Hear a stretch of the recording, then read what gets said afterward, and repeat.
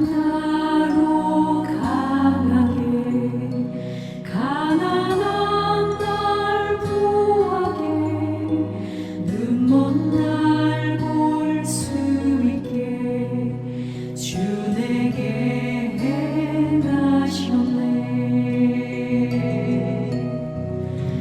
호산나 호산나 주님 나간 어린 양 호산나 호산나 예수 다시 사셨네.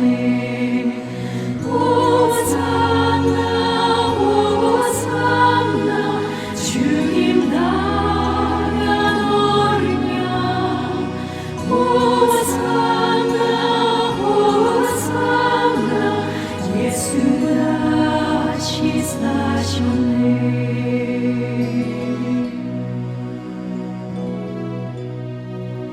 내가 건너야 할까 거기서 내 죄 씻겼네. 이제 주의 사랑이 나를 향해 흐르네.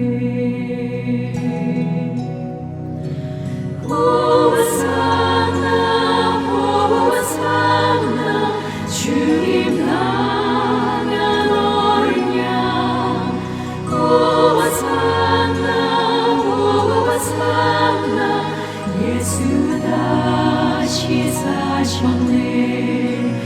호산나 호산나 주님 나간 어린 양 호산나 호산나 예수 다시 사셨네.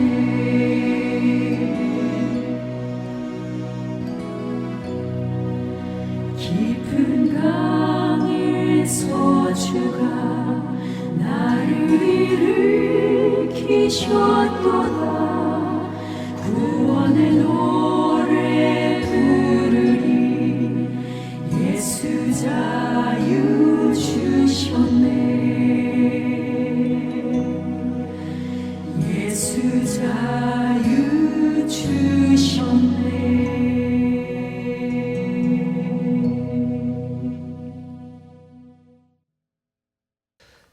성경은 누가 왕인가, 누가 주인인가에 상당한 관심이 있습니다. 다윗이 위대한 왕이었던 것은 하나님이 왕 되심을 인정하고 하나님을 왕으로, 그리고 자신은 그 왕을 따르는 부왕으로 자신을 여겼기 때문이에요.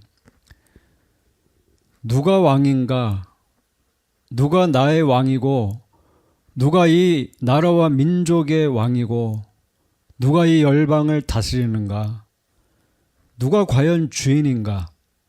신앙은 이 왕됨, 주인됨의 싸움이라고 말할 수 있습니다. 하나님이 정말 나의 왕이신가? 우리는 예수님에 대한 고백을 생각해 보고 있죠. 오늘의 고백은 이것입니다. 그리스도께서 왕의 직분을 행하시는 것은 우리로 하여금 자기에게 복종하게 하시고 우리를 다스리시며 보호하시고 자기와 및 우리의 모든 원수를 막아 이기시는 것이다. 여기서 우리가 알아야 되는 것은 그리스도께서 왕으로 계시는 것은 결국 하나님의 영광을 위한 것이지만 그가 왕으로 우리를 복종하게 하고 우리를 다스리는 것은 우리를 보호하기 위한 것이라는 겁니다. 그가 모든 원수를 막아서 이기는 것도 결국 우리 때문임을 알게 되기를 바랍니다. 성경을 보면 예수 그리스도는 두 대상 위에 왕이 된다고 말하고 있어요. 먼저는 그의 백성 위에 왕이 됩니다. 그리고 그를 반대하는 원수들 위에 왕이 됩니다. 그런데 원수 위에 왕으로 심판하는 것도 결국은 그의 백성을 보호하기 위한 것입니다. 요한복음 1장 49절에 나단나엘이 대답하되 랍비여 당신은 하나님의 아들이시오 당신은 이스라엘의 임금이로소이다 이런 고백을 합니다. 여러분 우리가 신앙을 갖는다는 것은 예수님이 하나님 되심, 예수님이 왕 되심을 인정하고 고백하는 거예요. 예수님의 주권을 인정하고 고백하는 자가 하나님의 아들이요 딸입니다. 오늘 이 고백은 예수님께서 왕이 되시는데 우리의 왕이 되시는데 세 가지를 위해서 일한다고 말하고 있어요. 첫 번째는 복종시키고 두 번째는 통치하시고 세 번째는 보호하신다는 겁니다. 근데 우리는 그런 질문을 갖게 돼요. 왜 복종인가? 사실 한국말에 복종이라는 말은 좀 강한 말이잖아요. 복종시킨다. 왜 복종이라는 말을 사용했을까요? 우리를 원수에서 백성으로 부르기 때문에 복종이라는 말을 사용한 겁니다. 복종이라는 단어를 쓸 수밖에 없는 그런 강력한 변화가 일어난다는 거예요. 복종이라고 한 것은 우리가 원래는 그저 선하거나 중립적인 존재가 아니라 우리는 근원적으로 악하고 하나님을 대적하고 불순종하고 반역하는 원수였기 때문입니다. 성경은 우리가 원래 원수였다라고 말해요. 디도서 3장 33절에 우리도 전에는 어리석은 자요 순종치 아니하는 자요 속은 자요 각색 정욕과 행락에 종노릇한 자요 악독과 투기로 지낸 자요 가증스러운 자요 피차 미워한 자였으나 골로새서 1장 21절 전에 악한 행실로 떠나 멀리 떠나 마음으로 원수가 되었던 너희라고 했습니다. 우리는 누구였습니까? 우리는 하나님의 원수였어요. 원래 존재 자체가 그랬다는 겁니다. 인간은 어리석고 불순종을 밥 먹듯이 해요. 속아서 정욕의 종이 되고 악한 일들을 도모하고 투기하면서 이익을 따라 경쟁하며 삽니다. 우리는 행실과 마음이 하나님을 원래는 떠나 있던 자들이에요. 이게 출발이에요. 좋은 크리스찬 집안에서 태어나서 자라났다고 나는 원래 선한 사람이 될 수 없다는 겁니다. 그게 더 위험한 것이죠, 사실은. 유대인들이 갖고 있었던 함정이었어요. 뭡니까? 나는 택한 백성이다. 그것이 하나님을 떠나게 했어요. 우리는 원래 원수라는 겁니다. 본질적으로.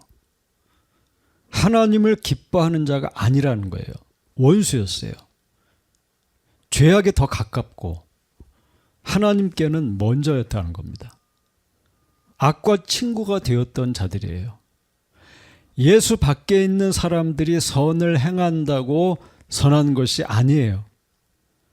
하나님 보시기에 선하지 않다는 겁니다. 예수님 밖에서는 선을 찾을 수 없다고 했어요. 우리가 예수님을 믿는다는 것은 그냥 우연히 일어나지 않는다는 겁니다. 우리가 그런 가정에서 자라난다고 내가 예수 믿게 되는 게 아니라는 거예요.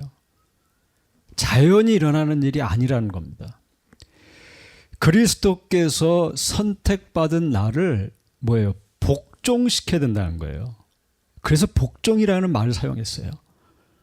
나를 복종시키고 이거를 유효한 부르심이라고 그래요. 효과적인 부르심이 있어야 한다는 거예요. 예수님이 나를 다스리시고 그의 말씀과 그의 영으로 내 속에 목이 곧은 교만한 완악함과 또 역사하는 원수를 정복하셔야 어떻게 됩니까? 내가 자원하는 마음으로 내 발로 그리스도를 찾게 된다는 거예요. 내가 그리스도를 찾게 되는 것은 그냥 일어나지 않는다는 겁니다. 영적으로는 복종이라는 단어를 써야 할 일이 일어난다는 거예요. 시편 110편 3편에 주의 권능의 날에 주의 백성이 거룩한 옷을 입고 즐거이 헌신한다고 했습니다. 주의 백성이 거룩한 옷을 입고 즐거이 헌신합니다. 언제요? 주의 권능의 날에. 주의 권능이 나를 복종시켜야 돼요.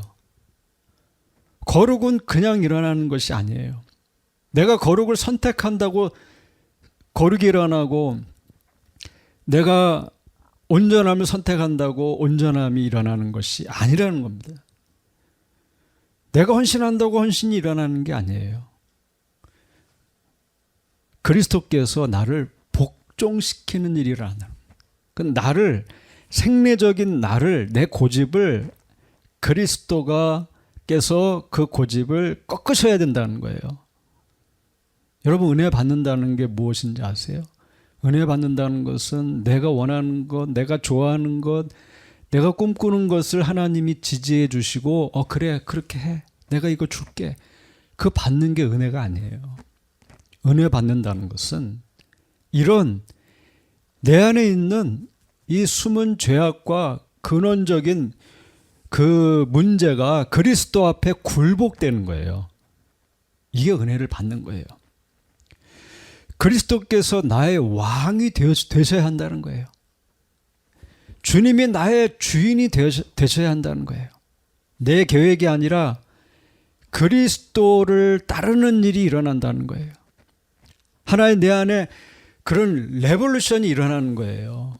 내 삶에 주께서 온전히 나를 다스려 주시는, 그리고 내가 오늘 주님께 내 삶을 맡기는 이런 은혜가 일어나야 한다는 것입니다. 그래서 주님은 나를 통치하신다는 거예요. 다스리신다는 거예요. 그런데 주님이 나를 어떻게 통치하십니까? 성경을 보니까 주님은 나를 말씀으로 통치하신다고 했어요. 말씀으로 다스린다. 말씀의 그 힘을 말합니다. 운동력을 말합니다. 온전하게 하는 그 능력을 말합니다. 이걸 통해 나를 점검해 볼 필요가 있어요. 내가 하나님의 백성이 된 증거는 말씀이 들린다는 것에 있어요. 이건 아주 명확한 기준점이에요. 나는 말씀이 들리는 자인가? 다시 말하면 그 말씀이 한 귀로 듣고 한 귀로 나가는 자인가? 아니면 말씀이 들리면 그것을 반응하고 충돌하고 그 말씀에 따라 선택하려는 경향이 나타나는가? 예수님이 나를 복종케 하실 때 말씀을 주신다는 거예요. 하나님은 그의 백성에게 율법을 주심으로 통치한다고 했어요. 이사야 33장 22절에 여호와는 우리에게 율법을 세우시는 자시요 여호와는 우리 왕이라고 했어요. 주님이 어떻게 왕이에요? 우리에게 율법을 세우신다는 거예요. 말씀이 마음에 들리고 삶에 그 말씀이 세워진다는 거예요. 그의 백성은 그의 말씀이 들리는 자입니다. 그의 양이 아니면 말씀을 무시해요. 말씀을 듣지만 그것이 심겨지고 열매 맺지 못해요. 자기 멋대로, 자기 옳은 대로 해요. 그러나 그의 백성은 그의 말씀에 지배를 받는다는 거예요. 이게 교회의 특징이에요. 교회는 말씀의 지배를 받아요.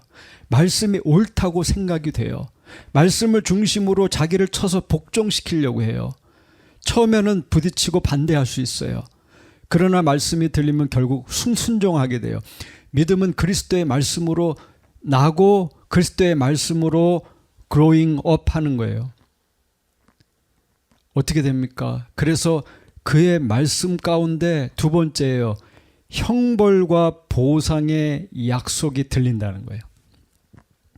말씀을 주시는데 그들에게 율법을 순종하면 벌을, 불순종하면 벌을, 순종하면 보상을 주신다는 하나님의 경고와 약속으로 통치한다고 했어요. 말씀이 경고를 주시기도 하고 말씀이 약속을 주시기도 하고 말씀이 우리를 복 주시기도 해요. 이런 말씀이 들린다는 거예요. 나는 그저 예수 그리스도를 믿었기 때문에 나는 천국에서 눈을 뜰 것이다. 그러므로 66권 말씀이 나와 아무런 관계가 없다가 아니라 오늘 구원받은 백성은 말씀을 읽을 때 그 말씀의 경고가 나를 향한 말씀으로 들린다는 거예요. 계시록 2장 23절에 또 내가 사망으로 그의 자녀를 죽이리니 모든 교회가 나는 사람의 뜻과 마음을 살피는 자인 줄 알리라. 내가 너희 각 사람의 행위대로 갚아주리라.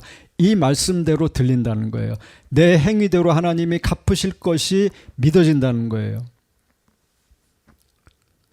이것은 구원에 대한 문제가 아니겠죠. 그리스도를 믿으면 구원을 받아요. 그러나 누군가는 부끄러운 구원을 받게 될 거예요. 나의 마음을 살피시는 하나님 앞에 자기를 살피고 순복하는 이런 일이 일어난다는 거예요. 그래서 세 번째는 뭐예요? 그 통로로 하나님은 하나님의 사역자를 세우심으로 통치한다는 거예요.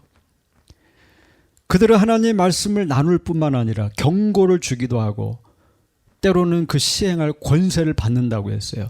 가르칠 뿐만 아니라 징계한다는 거예요. 하나님의 권위로 매기도 하고 풀기도 하고 완화하기도 하고 면직하기도 하고 세우기도 한다고 했어요. 우리는 하나님의 교회에 세운 하나님의 사람들을 존경하는 것으로 자기의 신앙을 드러낸다는 거예요. 네 번째는 가장 일반적인 방법이죠. 성령을 통해 다스린다는 거예요. 성령을 통해. 예수님께서는 그의 백성을 다스리실 때 성령을 주신다고 했어요. 성령으로 인을 치시고 성령으로 감동하시고 성령의 충만함을 주셔서 뭐예요? 그의 마음 내면을 그의 삶의 내적인 부분을 통치하고 다스린다는 거예요. 이것이 얼마나 중요합니까? 하나님이 여러분 안을 다스리고 여러분을 채우셔야 악한 것이 틈타지 않는 것이죠. 그런 성령을 통하여 그의 마음속에 율법이 기록되고 그 말씀대로 순종하는 그 능력과 또 뭐예요? 의지를 준다는 거예요. 자기가 의도적으로 주님을 따르는 일이 일어나게 하신다는 거예요. 히브리서 8장에 내가 내 법을 저희 생각에 두고 저희 마음에 이걸 기록하리라. 고린도후서 3장 3절 너희는 우리로 말미암아 나타난 그리스도의 편지니 이는 먹으로 쓴 것이 아니요 오직 살아계신 하나님의 영으로 한 것이며 또 돌비에 쓴 것이 아니요 오직 육의 성비에 마음판에 그걸 쓰셨다는 거예요. 하나님의 성령이 역사하면 그리스도께 순종하는 마음이 일어난다는 거예요. 이런 복종과 다스림으로 하나님이 무엇을 하시려고 하는 겁니까? 우리를 그저 무슨 패처럼 끌고 다니고 이용하려고 하는 겁니까? 그렇지 않죠. 하나님은 우리에게 복을 주시고 열매 맺게 하시고 우리를 보호하신다는 거예요. 프로텍트 하신다는 거예요. 하나님께서 그의 백성을 보호하실 때 이렇게 보호하신다고 성경은 그림을 그려요. 어떻게 해요? 그분의 날개 그날에 그들을 숨기시고 덮으신다는 거예요. 마태복음 23장 37절에 그 선지자들의 이야기를 하시면서 예수님이 그러시죠. 암탉이 그 새끼를 날개 아래 모음같이 내가 내 자녀를 모으리 한 일이 몇 번이냐. 하나님은 암탉이 그 새끼를 날개에 모음같이 그 자녀를 모은다는 거예요. 시편 94편 4절에 저가 너를 그 기초로 덮으리시리니 내가 그 날개 아래 피하리로다. 그의 진실함은 방패와 손방패가 되나니 하나님은 우리를 그의 날개 깃에 덮어서 보호하신다는 겁니다. 여러분 우리가 한번 생각해 보세요. 여러분이 아주 귀중한 보석과 같은 것이 있습니다. 그런데 누군가가 그걸 가로채려고 해요. 그걸 탐내요. 문제가 생깁니다. 그러면 여러분 어떻게 합니까? 그것을 도적질하려는 자를 경계하다 결국 그를 잡아야죠. 경고를 줘야 되죠. 주님은 어떻게 우리를 보호하십니까? 우리를 빼앗으려고 하는, 우리를 노략질하는 그런 원수를 그리스도께서 제어하고 정복함으로 그의 백성을 보호하신다는 거예요. 성경의 설명이에요.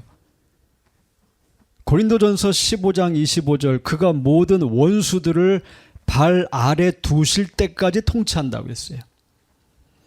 갈취하고 빼앗고 죽이려는 원수가 있다는 거예요. 성경은 원수가 있다는 거예요. 그리스도의 원수가 있다는 거예요. 하나님의 백성의 원수가 있다는 거예요. 마귀가 있다고 했어요. 사망 권세가 있다고 했어요. 육신도 원수라고 했어요. 세상도 우리의 원수가 될 수 있다고 얘기했어요. 왜요? 하나님을 떠나게 하고 우상 숭배에 빠지게 하기 때문이라는 거예요. 이것은 뭐예요? 이것은 그리스도의 정복의 대상이에요.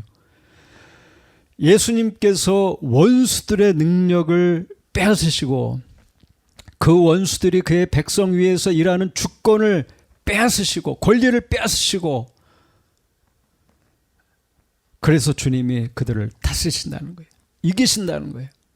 심전을 밟으신다고 얘기했어요. 우리는 이걸 심판이라고 말하는 거예요. 여러분 계시록에 보면 심판의 이유가 두 가지가 나와요.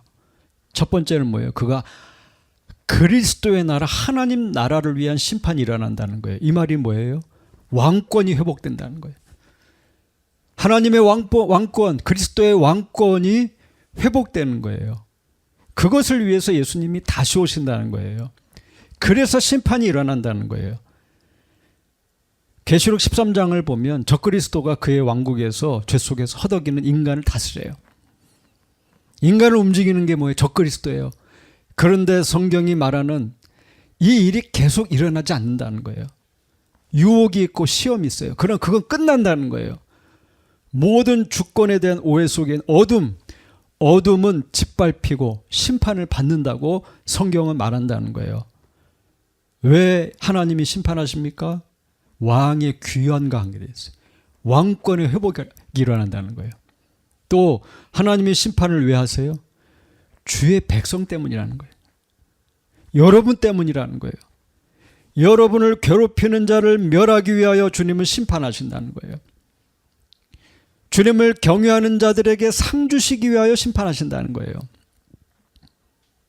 누구든지 주님을 경외하는 자는 그가 큰 자이든지 그가 작은 자이든지 그들에게 상이 주어진다고 했어요. 주께서 우리에게 주시는 상을 성경은 계속 말해요. 여러분 가장 위대한 상이 무엇입니까? 그리스도 예수 안에서 하나님 위에서 부르신 부름의 상이라고 했어요. 효과적인 부름. 하나님이 여러분을 부르시는 그 부름의 상이 있다고 했어요. 예수님이 다시 오실 때 일어나는 심판의 이유는 뭐예요? 성도들에게 상을 주시기 위해, 상급을 주시기 위한. 그날에는 달려감이 끝나고 그날에는 고통이 끝나고 시험이 사라지고 유혹이 끝나고 여러분의 눈물을 닦아주시고 여러분의 이름을 한 사람 한 사람 이름을 불러주신다고 얘기하고 있어요. 여러분 그리스도께서 그렇게 하신다는 거예요. 그러면 우리는 어떻게 해요? 그리스도가 다 하시니까 그리스도께서 시험을 이기게 하시고 유혹을 이기게 하시고 모든 악한 자를 밟으시고 그래서 우리를 지키실 거야. 그러니까 나는 그냥 아무것도 안 하고 나는 내 멋대로 흘러가는 대로 살 거야. 이렇게 할 겁니까? 예수님은 우리에게 그렇게 가르치지 않으셨어요. 예수님은 그의 기도를 통해서 기도를 가르칠 때 다만 악에서 구하시옵소서라고 기도하도록 가르치셨어요. 시험에 들게 하지 마시옵고 다만 악에서 구하시옵소서라고 기도하라고 가르치셨어요. 여러분 예수님께서 악에서 우리를 건지십니다. 넉넉고 죄 중에 사는 것이 아니라 다만 악에서 구하시옵소서라고 기도하고 오늘도 싸우고 승리하라는 거예요. 여러분 악이 왜 악입니까? 악은 인생의 삶에 슬픔을 주는 거예요. 고통을 주는 거예요. 상처를 주는 거예요. 하나님을 떠나게 하는 거예요. 악한 자가 와서 유혹을 할 때, 일방적인 비방을 할 때, 그리고 상처를 받고 고통을 받을 때 여러분 우리는 기도해야 된다는 거예요. 시험에서 나를 건져주시고 아버지 내가 악에 빠지지 않도록 나를 인도하여 주옵소서. 하나님이 주시는 영적인 은혜가 필요해요. 하나님이 나를 다스리시고 그리스도가 나를 지배하셔야 돼요. 내가 그리스도께 복종하는 일이 일어나야 돼요. 말씀과 성령으로 그 일이 일어나는 거예요. 그때 인생은 치유된다고 말하고 있어요. 악한 자는 하나님의 말씀을 가까이 하지 못하도록 방해한다고 마태복음 13장 18절 이하는 말하고 있어요. 성도는 하나님의 말씀과 성령을 통해 회복되지 않으면 상처와 고통 속에 끌려다닐 수 있어요. 오직 위로부터 오는 건지심이 필요하다는 거예요. 여러분, 간절함으로 예수님이 가르치신 그 기도를 하라는 거예요. 나를 시험에 빠지지 않게 하시고 주님, 악에 빠지지 않도록 나를 구하시옵소서. 시편 40편 11절 이하는 이렇게 말합니다. 여호와여, 주의 공의를 내게서 거두지 마시고 주의 인자와 진리로 나를 항상 보호하소서. 수많은 재앙이 나를 둘러싸고 나의 죄악이 나를 덮침으로 우러러 볼 수도 없으며 죄가 나의 머리털보다 많음으로 내가 낙심하였음이니이다. 여호와여, 은총을 베푸사 나를 구원하소서. 여호와여, 속히 나를 도우소서. 내 생명을 찾아 멸하라 하는 자는 다 수치와 낭패를 당하게 하시며 나의 해를 기뻐하는 자는 다 물러가 욕을 당하게 하소서. 여러분, 왜 시편 기자가 이렇게 기도합니까? 하나님만 나를 건져내실 수 있다라고 믿는 거예요. 하나님께서만이 나에게 은혜를 주셔서 나를 악으로부터 건져내실 수 있다라고 믿는 것입니다. 내가 받을 은혜와 모든 보호하심이 하나님으로부터 온다고 고백하는 거예요. 하나님의 왕되심을 믿고 그를 의지하는 거예요. 내가 하나님을 의지하고 하나님 앞에 기도할 때, 하나님의 주권을 믿을 때 하나님은 결코 내가 망하지 않게 하신다고 하는 믿음이 있는 거예요. 성도는 결코 망하지 않는다. 하나님이 보호하신다. 계시록 12장에는 하나님의 교회가 나타나요. 계시록 12장 1절 이하를 보면 이렇게 얘기합니다. 하늘에 큰 이적이 보이니 해를 옷 입은 한 여자가 있다고 했어요. 이 여자는 해를 옷 입고 달을 밟고 서 있어요. 해를 옷 입었다는 것은 구약 시편 104편을 보면 내 영혼아 여호와를 송축하라. 여호와 나의 하나님이여, 주는 심히 위대하시며 존귀와 권위로 옷 입으셨나이다. 주께서 옷을 입음같이 빛을 입으시며 하늘을 휘장같이 치신다고 했어요. 하나님은 누구신가? 하나님은, 보이지 않는 하나님은 존귀와 권위로 옷 입으셨다고 했어요. 빛을 입으시고 하늘을 입으셨다고 했어요. 성경 하나님께서 빛을 입으셨다. 여자가 상징하는 교회는 해를 옷 입습니다. 밝게 빛나는 옷을 입었다는 거예요. 여자로 상징되는 교회는 밝은 빛의 옷을 입었다. 계시록 19장을 보면 어린 양 예수님께서 신부를 만나시는 혼인 잔치의 이야기가 나옵니다. 그 신부가 자신을 준비하게 된 은혜에 대해서 말할 때 이렇게 말했어요. 19장 8절에 그에게 빛나고 깨끗한 세마포 옷을 입도록 허락하셨다고 했어요. 성도들의 옳은 행실이라고 했어요. 교회가 예수님을 신랑으로 맞이하는 데는 하나님의 은혜가 필요해요. 그것은 예수님의 의와 예수님이 보내신 성령으로 되어진 옳은 행실을 입는다는 거예요. 성도가 입은 옷은 빛나고 깨끗한 세마포입니다. 그리스도의 광채와 그리스도의 정결함으로 옷 입게 되는 거예요. 하나님으로 옷 입게 되는 거예요. 그리스도로 옷 입어서 자라나는 존재가 되는 거예요. 이제 곧 오실 예수 그리스도를 기다리며 하나님이 주신 은혜의 옷을 입은 자가 있다는 거예요. 이 교회는 그 발 아래 달이 있어요. 달을 밟고 서 있어요. 이 교회의 환상이 말하는 것은 달을 통해서 시간을 밟고 있는 교회를 말하는 거예요. 시간 위에 있는 교회, 역사 위에 있는 교회, 역사를 주관하는 예수 그리스도와 함께 그 역사를 주장하고 있는 교회를 말하는 거예요. 예수님으로 옷 입은 자는 역사의 외곽에 있는 자가 아니라 역사의 주인이신 주관자이신 그리스도와 함께 다스리는 일을 한다는 거예요. 하나님께서는 그리스도를 따르는 자로 하여금 민족을 바꾸고 나라를 변화시키는 일을 하고 계세요.